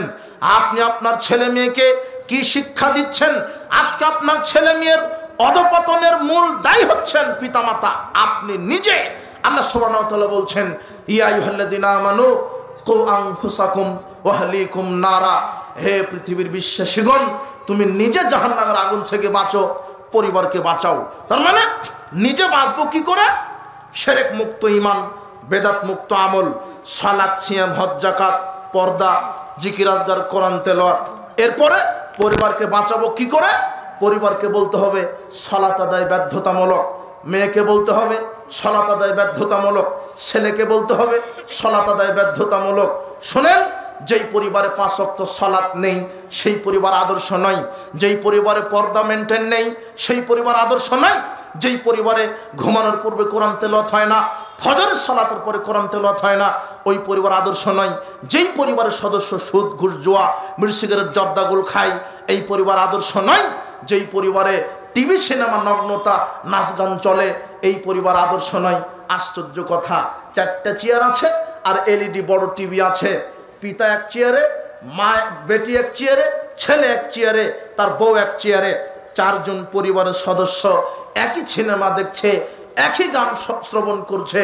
যখন সিনেমায় নায়ক নায়িকা আসে, যেই নায়িকাটা উলঙ্গ হয়ে এসেছে, একই পরিবার একসাথে বাপ বেটা ছেলে মেয়ে সবাই সিনেমা দেখছে। যখন নগ্ন নায়িকা এসেছে তখন বাপও যে নিয়ত করে, বেটাও একই নিয়ত করে। এটা নিয়ন্ত্রণহীন পরিবার। কথা বুঝেননি মনে হয়? এরা হলো গাধা, কুকুর, শিগাল, এদের গায়রত নাই। এরা হলো পশু প্রাণী। বাপ ছেলেকে বলছে বেটা দোকান থেকে 1 প্যাকেট সিগারেট নিয়ে আয়, তো 2 দিন নিয়ে আসতে ও একদিন মেরে দিবে। তাহলে ছেলেকে সিগারেট খাওয়া শিখালো কে? বাপ। মেয়ে কান্না করছে, নগ্ন গান দিয়ে বলছে, এই যে গান, কান্না থামাচ্ছে সন্তানের মোবাইল সামনে দিয়ে। তাহলে ছেলে সন্তানকে মোবাইলে গান শিখাচ্ছে কে? তার বাপ, তার মা। আপনার সন্তানকে আপনি পথভ্রষ্ট করছেন। গান বাজনা, হে যুব সমাজ, গান বাজনা শ্রবণ করা থেকে বিরত থাকো। বাংলাদেশের এই যত সিনেমা, নাটক, গান বাজনা, অশ্লীলতা, এগুলি এদেশের যুবক যুবতীর ঈমানকে ধ্বংস করার জন্যই এই লুচ্চারা এগুলি তৈরি করা শুরু করেছে। এরা এই সিনেমাখুর, নাটকখুর, এগুলির সিনেমা, নাটক, এগুলি এক একটা এমন অবস্থা, এগুলি তৈরি করা হয়েছে জেনা সরিয়ে দেওয়ার জন্য। এক একটা নাটক, সিনেমা এর জন্ম হয়েছে একটা ভূখণ্ডে জেনা তৈরি করার জন্য। গান বাজনা শ্রবণ করা হারাম, নাটক, সিনেমা, এই নগ্নতা, বেহায়াপনা দেখা হারাম। আল্লাহ নবী বলছেন, লা তাবিউল কায়নাত, তোমরা গান বাজনা ক্রয় করো না, ওয়ালা তাশতারুহুন্না, তোমরা ক্রয় বিক্রয় গান বাজনা করো না, ওয়ালা তুআল্লিমুহুন্না, তোমরা গান বাজনা ছেলে মেয়েকে শিখিয়ে দিও না, সামানুহুন্না, হারাম, গান বাজনার ব্যবসা হারাম, গান বাজনার ব্যবসা হারাম। লা খায়রা ফি তিজারাতিন, নাটক, সিনেমা, গান বাজনার ব্যবসায় কোনো কল্যাণ নাই। এই জন্য আপনি দেখেন, ইতিহাস সাক্ষী, যারা সিনেমাখুর, যারা গানখুর, এরা হাজার হাজার কোটি টাকা ইনকাম করে ঠিক, কিন্তু মৃত্যুর সময়ে পঙ্গু হয়ে, চিকিৎসার অভাবে এরা মারা যায়, পঙ্গু হয়ে মারা যায়। এদের প্রতি অভিশাপ। এই গান বাজনাকে তুমি ডিলিট করো যুবক, গান বাজনা থেকে ফিরে আসো। বলছিলাম মাদকতা থেকে তুমি ফিরে আসো। মাদক হারাম, তোমার ঈমানকে নষ্ট করছে, ঈমানকে দুর্বল করছে, আমলকে নষ্ট করছে, তোমার শারীরিক শক্তিকে নষ্ট করছে, তোমার আমলকে ধ্বংস করছে, পরকালকে ধ্বংস করবে। এই মাদক থেকে তুমি ফিরে আসো। আল্লাহ বলছেন, আমি মদ হারাম করে দিলাম। রাসূল বলছেন, কুল্লু মুস্কিরিন খামরুন কুল্লু খামরিন হারামুন, প্রত্যেক নেশাদার দ্রব্য মদ, আর প্রত্যেক মদ হচ্ছে হারাম। আল্লাহ নবী বলছেন, ইল্লা আল্লাহ আদম লেমান শারাবাল মুস্কিরা, যে ব্যক্তি মাদক সেবন করবে, আল্লাহ ওয়াদা করেছেন তাকে বিচার মাঠে জাহান্নামীদের শরীর থেকে জুস পান করাবেন। আপনি দুনিয়াতে জুস কিনে খান, কিন্তু এই জুস ওই জুস নয়। আল্লাহ নবী বলছেন, মদখুরদেরকে আল্লাহ বিচার মাঠে জাহান্নামে জুস পান করাবেন। আইয়াসকিয়াহুল্লাহু তিনাতুল খাবাল, তাদেরকে তিনাতুল খাবাল পান করাবেন। কিলা ইয়া রাসূলুল্লাহ ওমা তিনাতুল খাবাল, তিনাতুল খাবাল কি? তখন আল্লাহ নবী বলছেন আরাকু আহলিন নার আও সারাতু আহলিন নার, তিনাতুল খাবাল হচ্ছে চিরস্থায়ী যারা জাহান্নামে যাবে তাদের শরীর থেকে রক্ত পুঁজ মিশ্রিত গরম তরল দুর্গন্ধযুক্ত পচা পদার্থ হচ্ছে তিনাতুল খাবাল। যারা বিড়ি সিগারেট জর্দাগুল খায়, ইয়াবা ফেন্সিডিল খায়, এই মদখুরদেরকে আল্লাহ এরকম দুর্গন্ধযুক্ত পানীয় জাহান্নামে পান করাবেন। এই জন্য সাবধান, বিড়ি সিগারেট জর্দাগুল এগুলি খাওয়া থেকে বিরত থাকেন। হে যুব সমাজ, এগুলি মাদক, এগুলি থেকে তুমি বিরত থাকো। এগুলি মাদক। যে ব্যক্তি একবার মাদক সেবন করে 40 দিন তার ইবাদত কবুল হয় না, 40 দিন আল্লাহ অসন্তুষ্ট থাকেন। 40 দিন তার ইবাদত কবুল হয় না, 40 দিন সে অসন্তুষ্ট থাকেন। আর যারা সমাজে মদ পান করে এরা নিকৃষ্ট, এরা চতুষ্পদ জানোয়ারের চাইতে খারাপ। যারা মদ পান করে এরা নিকৃষ্ট, এরা চতুষ্পদ জানোয়ারের চাইতে খারাপ। তার প্রমাণ তুমি সিগারেট খাও যেটা কুকুরে খায় না। তার প্রমাণ তোমার বাপ বিড়ি খায় যেটা কুকুর সিগালে খায় না। তার প্রমাণ তোমার মসজিদের হুজুর জর্দা খায়, সেটা শুয়োরেও মুখে দেয় না। তার মানে এরা নিকৃষ্ট, এরা গাধা, এরা ইতর। যারা মাদক সেবন করে এদের না আছে হিতাহিত জ্ঞান। এরা সমাজকে দূষিত করছে, এরা পরিবারকে দূষিত করছে, নিজের রক্ত মাংসকে দূষিত করছে। যারা এই বিড়ি সিগারেট জর্দাগুলো খায় এরা অরুচিকর মানুষ। এদের রুচি বলে কোনো জিনিস নাই, যেটা চলে না। আশ্চর্য কথা, এরা কত পাগল, যারা এই মদ পান করে এরা কত পাগল। যেটা পশু প্রাণী খায় না সেটা তুমি খাও। হে যুবক, তোমাকে কি দিয়ে বুঝাই? মদ পান করলে আল্লাহর নবী বলছেন 3 শ্রেণীর মানুষ জাহান্নামে যাবে। 3 শ্রেণীর মানুষের উপরে জান্নাত হারাম। তার এক, যারা নিয়মিত, যারা প্রতিনিয়ত মাদক সেবন করবে, যারা প্রতিনিয়ত মাদক সেবন করবে। দ্বিতীয় শ্রেণীর মানুষ, যার স্ত্রী মেয়ে বেপরদায় চলবে, সে হলো দায়ুস, তার উপরে জান্নাত হারাম। তৃতীয়ত, যেই মহিলাটা ওই পুরুষের বেশ ধারণ করে চলে, যেই মহিলাটা পুরুষের শার্ট গেঞ্জি পরে চলে, এই মহিলার উপরে জান্নাত হারাম। বলছিলাম উপস্থিত বৈঠকের মুসলিম দিনী ভাই বোন, যুবকদের আরেকটি কথা, যুবকদের এই যে নৈতিক চরিত্রের অবক্ষয়ের অনেক কারণ ছিল, তার একটা অভিভাবকের অসচেতনতার কারণ। অভিভাবক যারা, তাদেরকে সচেতন হতে বলছি। জন্ম দিয়েছেন, ছেলে মেয়েকে কোরআন সুন্নাহর শিক্ষা দেন। আপনার ছেলে মেয়েকে কোথায় শিক্ষা দিলেন, কোথায় ভর্তি করিয়ে দিলেন? আশ্চর্য কথা, পেটে আসেনি, নিয়ত করছে যে একে ডাকাত বানাবে। ও পেটে আসেনি, ও বলছে যে একে জানোয়ার বানাবো, মানে ইঞ্জিনিয়ার বানাবে। ইঞ্জিনিয়ার মানে জানোয়ার মানে? ওকে সরকার বলেছে যে 2000 কোটি টাকা থাকলো, আপনার ওই নাটোর থেকে পুটিয়া পর্যন্ত 30 কিলো রাস্তা সুন্দর করে দিবেন। তো 2000 কোটির মধ্যে 1000 কোটি টাকায় খেয়ে নিয়েছে ও, আর 1000 কোটি টাকাতে রাস্তা তৈরি করে। তাই তো রাস্তা 2 বছর যাওয়ার কথা, যায় 6 মাস। ওর জানোয়ার তৈরি করবে, ডাকাত তৈরি করবে, পেটে আসেনি, ওকে ইংরেজিতে পড়াবে। তাই তো দেখবেন এখন প্রতিযোগিতা শুরু হয়েছে, দুধ ছাড়তে দেরি, হাফ কেজি আদেশের 1 পোয়া কেজিতে ভর্তি করতে দেরি নেই। কেজি আছে না, কেজি স্কুল, তারপরে নার্সারি, তারপর প্লে, তার কিন্ডার গার্ডেন, এগুলো নাই। এখন আবার সিস্টেম শুরু হয়েছে বাচ্চার সাথে বাচ্চার মা ফ্রি। ওদের জন্য আলাদা চেয়ার টেবিল থাকে। ওই শিক্ষক যে ও বাচ্চার সাথে আধা ঘন্টা ক্লাস করে, বাচ্চার মায়ের সাথে আধা ঘন্টা। যে ভাবি এসেছেন, বসেন, কি খেয়েছেন, সকালে গোসল দিয়েছিলেন? কথা বুঝেননি মনে হয়। তো আপনিও তো মাস্টার্স পাস করেছেন, কি ওগুলি জাহেলিয়াতি শিক্ষা দিয়ে? নার্সারি প্লেতে ভর্তি করেন, এতে নিষেধ করিনি, কিন্তু অবশ্যই সেই নার্সারি প্লে গ্রুপ কিন্ডার গার্ডেনে যেন কোরআন সুন্নাহর সিলেবাস থাকে, এমন নার্সারিতে ভর্তি করেন। না হলে দেখেন ওখানে কিছুই নাই, শুধু ইংরেজিতে তৈরি করছে ওরা, শুধু অঙ্ক শিখাচ্ছে, শুধু বাংলা শিখাচ্ছে। না আছে ওখানে আলিফ বাতা, না আছে সূরা ফাতিহা, না আছে খাওয়ার দোয়া, না আছে ওযুর দোয়া, না আছে সালাতের পদ্ধতি। যেগুলি শেখানো দরকার একজন ছেলে মেয়েকে, সেগুলি শেখাচ্ছে না। আপনি ওখানে দিলেন মানে, অথচ আপনার ছেলে মেয়েকে দিবেন মক্তবে। দুধ খাওয়া ছেড়ে দিয়েছে, এই ছেলেকে দিবেন কোথায়? মক্তবে, যেখানে ওযু শিখাই, গোসল শিখাই, তায়াম্মুম শিখাই, সালাত শিখাই, যেখানে শিখাই ঘুমানোর পূর্বে এই দোয়া বলতে হয়, আল্লাহুম্মা বিসমিকা আমতু আহিয়া। খাওয়ার শুরুতে বিসমিল্লাহ বলতে হয়, খাওয়ার শেষে আলহামদুলিল্লাহ বলতে হয়, কাউকে দেখলে আসসালামু আলাইকুম ওয়া রাহমাতুল্লাহ বলতে হয়। এগুলি যেখানে শিখাই সেখানে দিবেন। আর এমন জায়গায় ভর্তি করে দিলেন যে ওখানে পড়াশোনার করার নিয়তি করে, ওখানে পড়ার জন্য পিতামাতা দেয় এই নিয়তেই, যাতে করে বড় বড় দুর্নীতিবাজ জন্মগ্রহণ করে, চুরি করতে পারে, ডাকাত তৈরি করতে পারে। কি শিখালেন আপনি? নার্সারি বলতে, নার্সারি নাম দিয়েছে কেন? নার্সারিতে গাছের চারা বড় করা হয়, তাই না? এই জন্য ওর নাম নার্সারি।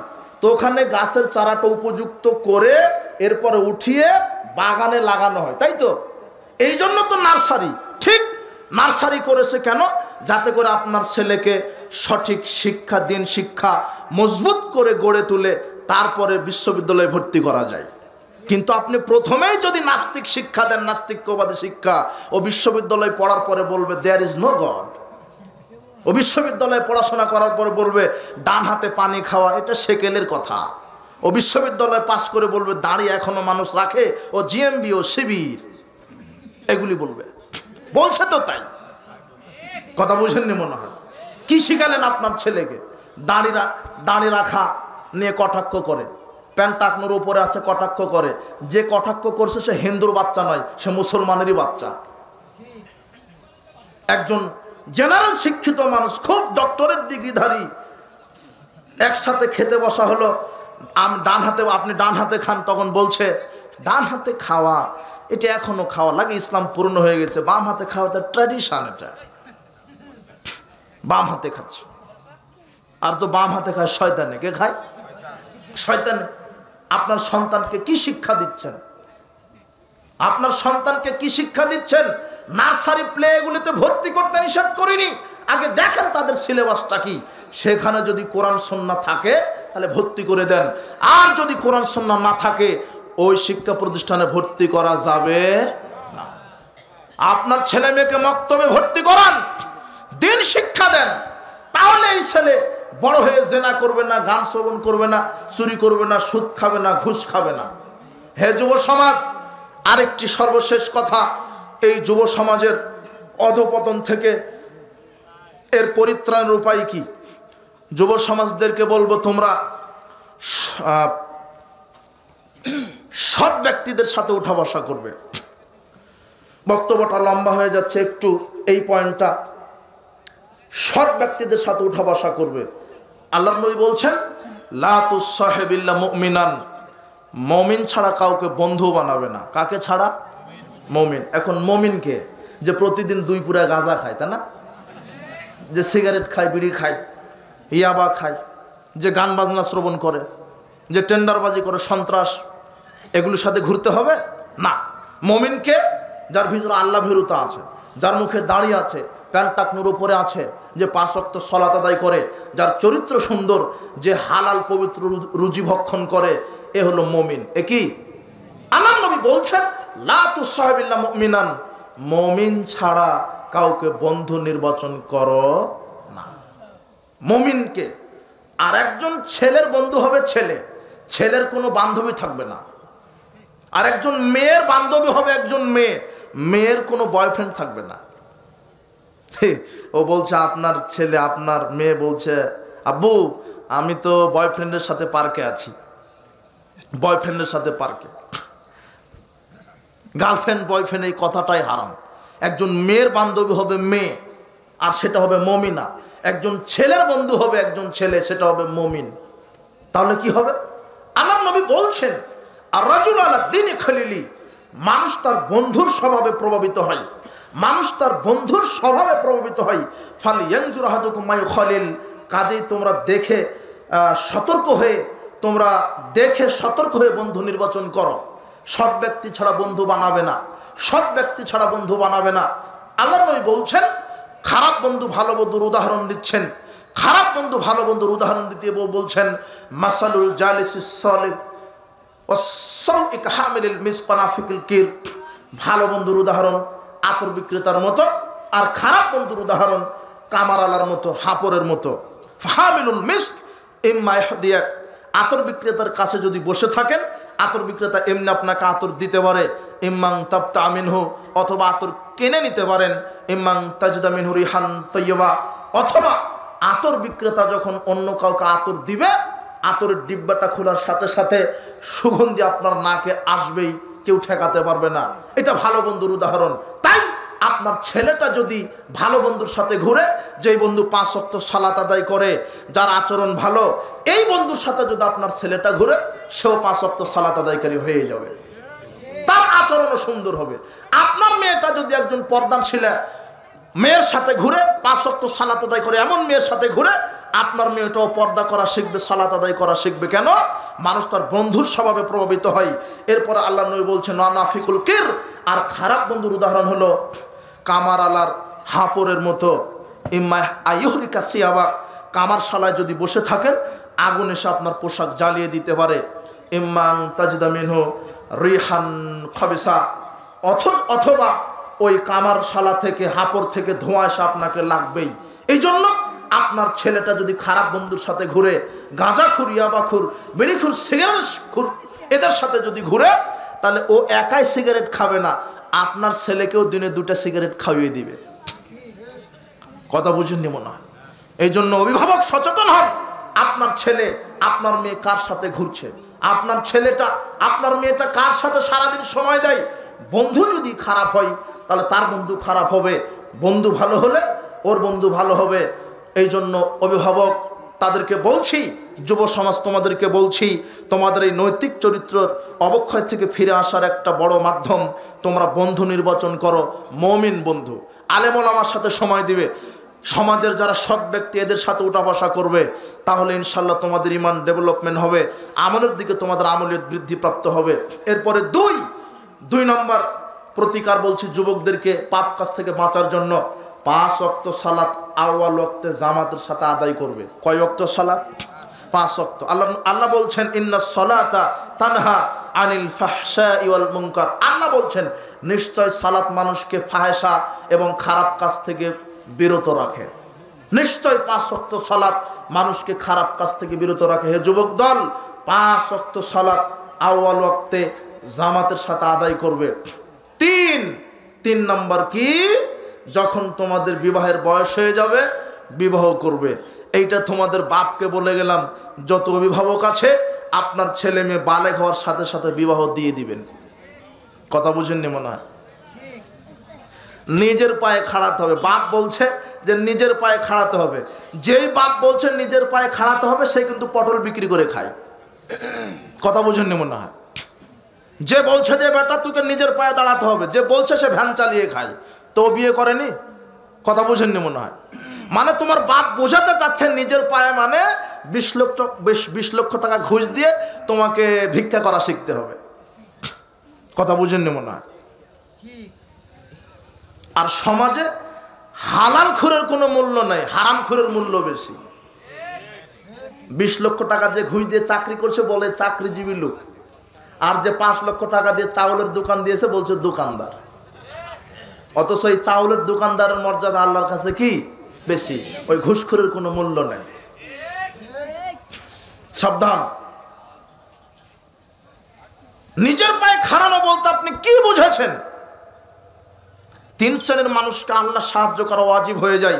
তার এক, যে ব্যক্তি বিবাহের প্রস্তুতি নিয়েছে, যে বিবাহ করেছে, তাকে আল্লাহ সাহায্য করবেন।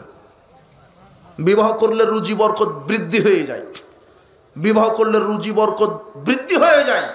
এই জন্য যুব সমাজ তোমাদের অভিভাবকদেরকে বলে গেলাম, আপনার ছেলে আপনার মেয়ে যদি বালেগ হয়ে যায়, তাহলে দ্রুত বিবাহ দিয়ে দিবেন, দ্রুত বিবাহ দিয়ে দিবেন। আজকে সমাজে জেনাকে সহজ করা হয়েছে, বিবাহকে কঠিন করে ফেলা হয়েছে। তাই তো জেনা ব্যভিচার বেশি, বিবাহ করতে কঠিন, বিবাহ করতে লক্ষ লক্ষ টাকা এখন মোহর দিতে হয়। অথচ রাসূল বলছেন তোমার যদি একটা লোহার আংটি থাকে, আংটি দিয়ে বিবাহ করো। তোমার কি সূরা জানো, ইখলাস ফালাক নাস? হ্যাঁ জানি। তাহলে সূরা শিখিয়ে দিয়ে বিবাহ করো। বিবাহ খুব সহজ, বিবাহ খুবই সহজ। বিবাহ করলে কি হবে? নিজের চরিত্র নিষ্কলুষতা বজায় থাকবে। আব্দুল্লাহ ইবনে মাসউদ রাদিয়াল্লাহু আনহু বলছেন, রাসূল বলছেন, মাশারাশ শাবাব মান ইসতাতা মিনকুমুল বাত, হে যুব সমাজ, তোমাদের যদি ক্ষমতা থাকে তাহলে বিবাহ করো। হয় না আগাজুলিল বাসার, বিবাহ করলে চক্ষু নিচু হয়, ওয়াহসানুল ফারজে, আর লজ্জাস্থানের হেফাজত হয়। বিবাহ করো, বিবাহ করলে চক্ষু নিচু হয়, লজ্জাস্থানের হেফাজত হয়। যুব সমাজ, তোমাদের চরিত্র নিষ্কলুষতা বজায় রাখতে বিবাহ আবশ্যিক, বিবাহ করতে হবে।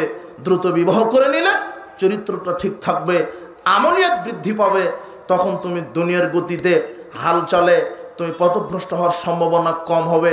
বলছিলাম, হে যুবক দল, বিবাহ করো, ক্ষমতা থাকলে বিবাহ করো। ক্ষমতা মানে স্ত্রী আসবে, স্ত্রী আসার সাথে সাথে 1 বছর 2 বছর পরে বাচ্চা আসবে, সন্তান আসবে, তাদেরকে চালাতে হবে। শুধু বিবাহ করে তুমি এইভাবে স্ত্রীকে ল্যাংটা করে ঘুরায়ও না। বিবাহ করে যেই সন্তান আসবে তাকে মানুষের মতো করে মানুষ তৈরি করো। আল্লাহর নবী বলছেন, মান আলা সালাসা বানাতিন, যেই পিতা 3টা কন্যা সন্তানকে বড় করবে, যেই পিতা 3টা কন্যা সন্তানকে বড় করবে, ফাদ্দাবাহুন্না, তাদেরকে সুন্দর শিষ্টাচার শিখাবে, ওয়াজাওয়াজুহুন্না, মেয়েকে সৎ ছেলের সাথে বিবাহ দিবে, ওয়াহসানা ইলাইহিন্না, মেয়েদের সাথে সদাচরণ করবে, ফালাহুল জান্নাহ, ওই পিতার উপরে আল্লাহ জান্নাতকে ওয়াজিব করে দিবেন। তার মানে আপনার মেয়ে জন্মগ্রহণ করলে তাকে আদব শিখিয়ে দিবেন। আদব মানে অজুটা শিখিয়ে দিবেন, গোসল করা শিখিয়ে দিবেন, 5 ওয়াক্ত সালাত কিভাবে আদায় করতে হয়, ফজরের পরে কোরআন তেলাওয়াত করতে বলবেন, ঘুমানোর পূর্বে কোরআন তেলাওয়াত করতে বলবেন, বলবেন আম্মু বিসমিল্লাহ বলে খাও, খাওয়া শেষ আলহামদুলিল্লাহ বলো, পেশাব পায়খানা প্রবেশের দোয়া বলো, পেশাব পায়খানা থেকে বের হওয়ার পরে দোয়া বলো, ঘুমানোর সময় ডান কাতে সব ঘুমানোর দোয়া বলো, ঘুম থেকে ওঠার পরে দোয়া বলো, পিতামাতার খেদমত করো, বড়দেরকে সম্মান করো, মানুষকে সালাম দাও, গীবাত করো না, বেপর্দায় চলো না, গান বাজনা শ্রবণ করো না। এইভাবে মেয়েকে শিষ্টাচার শিক্ষা দিবেন। কি শিক্ষা দিবেন? শিষ্টাচার। 2, সৎ ছেলের সাথে বিবাহ দিবেন। একজন পিতার দায়িত্ব আল্লাহর নবী বলে দিচ্ছেন, কোনো পিতার যদি 1টা হোক, 2টা হোক, 3টা হোক কন্যা সন্তান যদি জন্মগ্রহণ করে, তাহলে 1 নম্বর শিষ্টাচার শিক্ষা দিবে। কি শিক্ষা দিবে? শিষ্টাচার। 2 নম্বর, সৎ ছেলের সাথে বিবাহ দিবে। কোন ছেলের সাথে? সৎ ছেলে। সৎ ছেলেকে, সৎ ছেলেকে যার চরিত্র ভালো, যে 5 ওয়াক্ত সালাত আদায় করে, যে হালাল ইনকাম করে, যে বিনম্র ভদ্র, যার প্যান্ট টাকনোর উপরে, যার মুখে দাড়ি, এ হলো সৎ ছেলে। এ কি ছেলে? সৎ ছেলে। আর সমাজে এখন মেয়েকে বিবাহ দিলেই মেয়ের বাপ হাঁ করে থাকে, কি এর সৎ ছেলে? ও আগেই দেখে ওর ডিগ্রি কত বড়, বেতন কত বড়, গাঁজা যত পরিমাণ খায় খাক, কোনো সমস্যা নেই, বেতন কত বড় এটা দেখবে। 2 পরিবার থেকে বিবাহের প্রস্তাব এসেছে হাজী সাহেবের মেয়ের কাছে, মেয়ে হাজী সাহেবের। 2 পরিবার থেকে 2টা ছেলের পক্ষ থেকে বিবাহের প্রস্তাব। একটা ছেলে মসজিদে ইমামতি করে, আজান দেয় আর খায়, মাসে 12,000 টাকা বেতন। আর আরেকটা ছেলে কি করে, ব্যাংকে চাকরি করে, 80,000 টাকা বেতন। হাজী সাহেব দাড়ি চুলকাচ্ছে আর বলছে যে না, এখানে 80,000 থেকে মারতে হবে। কথা বুঝেননি মনে হয়? যে অজুই জানে না, সালাত তো বহু দূরের কথা। আপনি বেনামাজের সাথে মেয়ে বিবাহ দিলেন। বলছিলাম অভিভাবকদেরকে বলছে, আপনারা সচেতন হবেন ছেলে মেয়ের ব্যাপারে, ছেলে মেয়ের ব্যাপারে সতর্ক হবেন। অভিভাবকের অসতর্কতার কারণে আজকে যুব সমাজ ধ্বংস হয়ে যাচ্ছে। আর যুবকদেরকে বললাম 3টা কাজ সৎ ব্যক্তিদের সাথে থাকবে। 2 নম্বর কাজ 5 ওয়াক্ত সালাত জামাতে আদায় করবে। 3 নম্বর কাজ দ্রুত বিবাহ করে নেবে। আর অনেক কাজ আছে। আল্লাহ সুবহানাহু ওয়া তাআলা যুব সমাজকে এই তাদের চারিত্রিক অধপতন থেকে উদ্ধার করে আল্লাহ সুবহানাহু ওয়া তাআলা ইসলামের সুশীতল ছায়ায় অন্তর্ভুক্ত হওয়ার তৌফিক দান করুন। আল্লাহুম্মা আমিন। বারাকাল্লাহু ফিকুম, জাযাকুমুল্লাহ খায়ের। আরেকটি কথা, দারুল হাদিস আস-সালাফে ইসলামী কমপ্লেক্স, এখন যেটা আমি বলছি সেটা আমার নিজস্ব প্রতিষ্ঠিত প্রতিষ্ঠান, টাঙ্গাইলের মাটিতে দারুল হাদিস আস-সালাফিয়া ইসলামী কমপ্লেক্স, সহি আকিদা মানহাজের প্রতিষ্ঠান, যেখানে হিফজ নুরানি মক্তব বিভাগ চালু আছে। ক্লাস 1 থেকে 6 পর্যন্ত পড়াশোনা করানো হয়, আরবি, বাংলা, উর্দু সব, জেনারেল এবং ইসলামিক সমন্বয় শিক্ষা ব্যবস্থা, যেখানে যোগ্য শিক্ষক মণ্ডলী দ্বারা বাচ্চাদেরকে টিচিং দেওয়া হয়, পড়াশোনা করানো হয়, সেখানে সুন্দর আবাসিক ব্যবস্থা আছে। তো আল্লাহ সুবহানাহু ওয়া তাআলার নিকটে দোয়া করবেন আমার প্রতিষ্ঠান দারুল হাদিস আর সালাফে ইসলামী কমপ্লেক্সকে যেন আল্লাহ সুবহানাহু ওয়া তাআলা পরিপূর্ণভাবে কবুল করে নেন। এটা আল্লাহর নিকটে দোয়া করবেন, সার্বিকভাবে সহযোগিতা করবেন। বারাকাল্লাহু ফিকুম, জাযাকুমুল্লাহ খায়র। ওয়া আখিরু দাওয়ানা আনিল হামদুলিল্লাহি রাব্বিল আলামিন। আসসালামু আলাইকুম ওয়া রাহমাতুল্লাহি ওয়া বারাকাতুহু।